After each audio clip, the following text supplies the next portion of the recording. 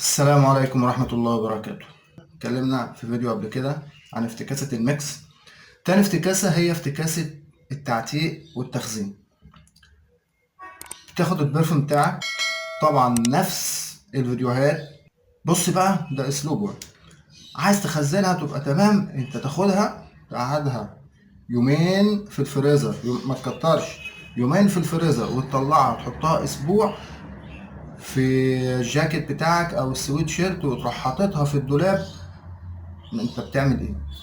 ايه اللي بيحصل بقى؟ مش فاهم يعني بصراحة. اولا مفيش حاجة اسمها فريزر ابدا خالص. كده كده احنا عارفين ان الكحول ما بيتجمدش، مش زي المية بتتجمد عند زيرو. لا لا، الكحول ما بيتجمدش، بل بالعكس، ده بيضر العطر، بيضر الجزيئات اللي جوه، لان ديت في تجانس بين العطر وبين المذيب اللي هو الكحول. فمفيش حاجة اسمها فريزر، مفيش حاجة اسمها اديله تجميد. بيحب الجو البارد. طيب، موضوع الدولاب، موضوع اللي بيقولوا لا، احنا عايزين نعرف الموضوع الصح ايه. حاجتين هما اللي بيفسدوا العطر: الإضاءة، إضاءة شديدة، أو الحرارة. لذلك تلاقي أي بيرفيوم العلبة بتاعته بيكون جواها علبة تاني صغيرة، يعني العلبة اللي هي البيضة ديت، وجوه الإيه؟ العلبة الرئيسية.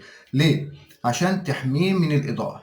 تاني حاجة، متاخدش العطر بتاعك تروح حاطه مثلا في تابلو العربية، تحطه في حتة فيها حرارة جامدة جدا، طبعا العطر بيفسد.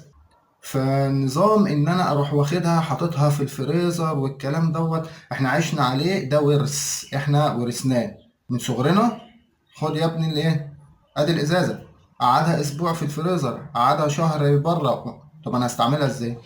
في تعتيق، بس ليه اصول وليه طريقة تانية، طرق بالخبرة، مش هقول طرق علمية بحتة، طرق بالخبرة.